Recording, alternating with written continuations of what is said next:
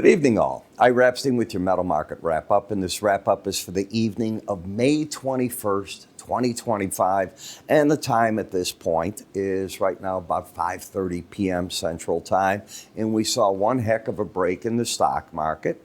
Gold market shining. I'll go into that in a moment. Dollar breaking again fairly hard.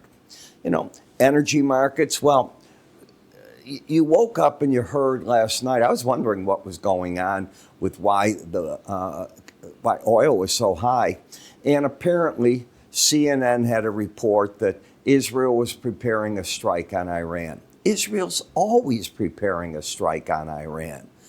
Come on, this is probably part of what Trump wants to get out there, telling the Ayatollah, we realize you don't want to do a deal. Do you really not want to do a deal?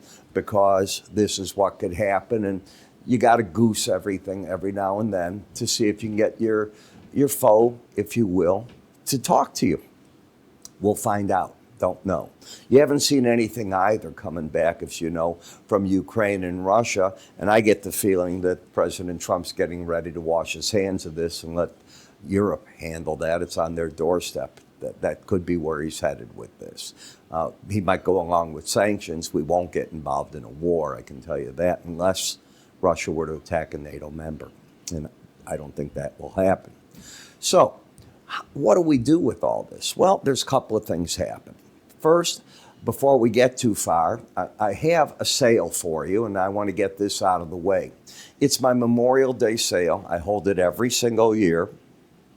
You get a choice of any of my courses, the full charting course, which is normally $600, $359, basically, 40% off. The Bollinger Band or the Outside Day course, you always hear me talking about them, for $72. Now remember, the Bollinger Band and Outside Day come with 2 weeks access to all my research, my written twice daily research, my morning subscriber videos, both ETF and futures, 1 month included with the charting course if you're not already getting it, and any of my 1-year research plans come in at 40% off. You won't see this again. So enjoy it. Okay, it's going to be a while before you get this type of break on it. And now you need it because these markets are acting up and they're getting super volatile. So let's come back, if we could, together and see what we have tomorrow and then go to the charts. Chicago Federal Reserve National Activity Index at 7:30, jobless claims at 7:30 as well. Then we get a break to breathe a little bit, and we'll see how the global group, S&P, predicts their preliminary May manufacturing sector PMI, existing home sales at 9. At 9:30, you're going to get natural gas report, and the KC Fed will come out with the composite business activity index at 10 o'clock. So there's quite a bit.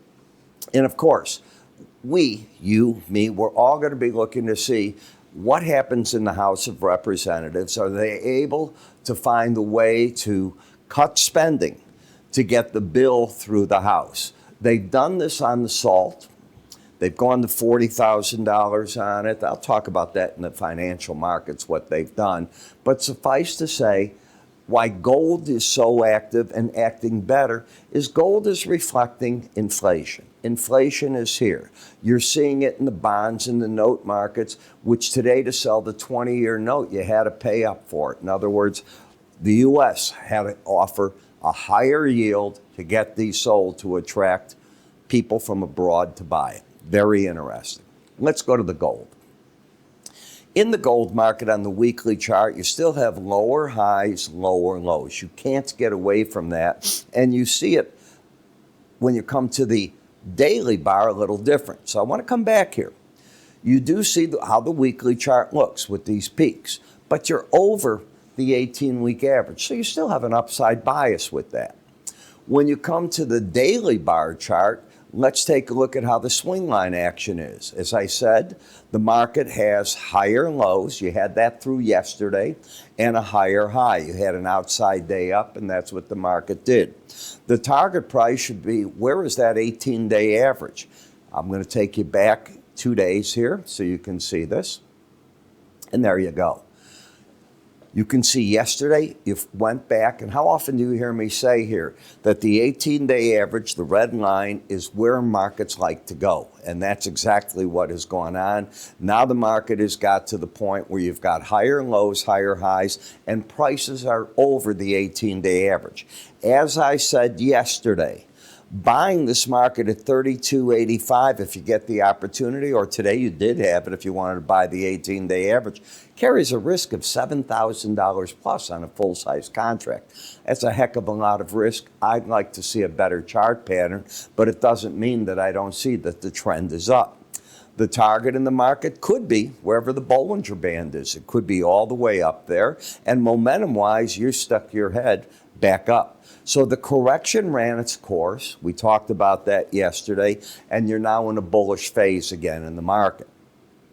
When we look at the gold-silver ratio, I've now moved to the July silver. So we were running the May. It's time to move over now, and you're still under the 18-day average. So silver on a relative basis, the word is relative basis, is holding its own, the July silver against the gold. You can see how the market has gone up to the upper Bollinger Band, backing off tonight a little bit, but it followed everything to the higher part. So what you're really doing is you've got sideways action so far unless you break out of this. For the longest period of time, what the market did is it fought a battle between the green line, the 100-day average, the 18, it stuck its neck out twice to the Bollinger Band, and the 200-day average held them, but that wasn't where the bull pattern came into the market.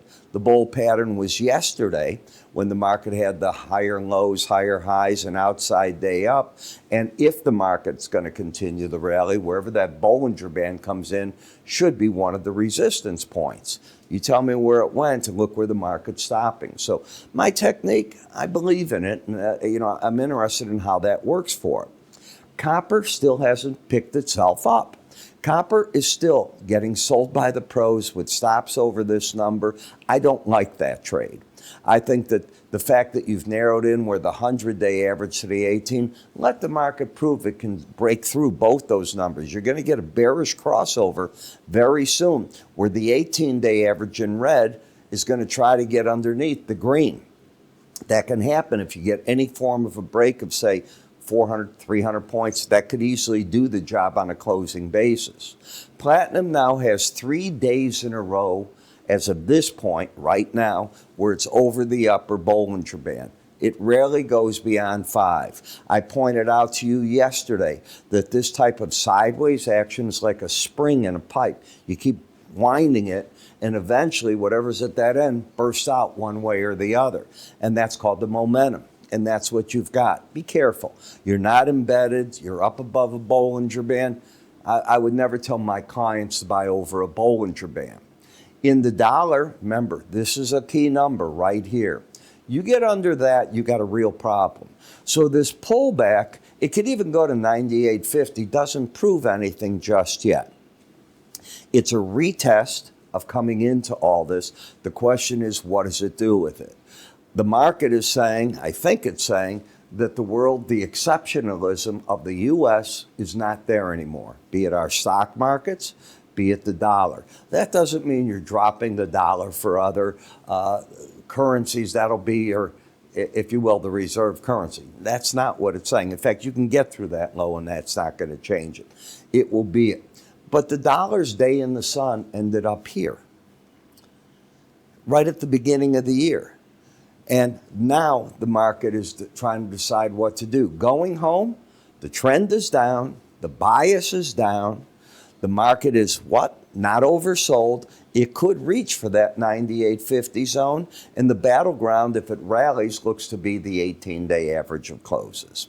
I'll have a lot more to say tonight in the financial market wrap-up.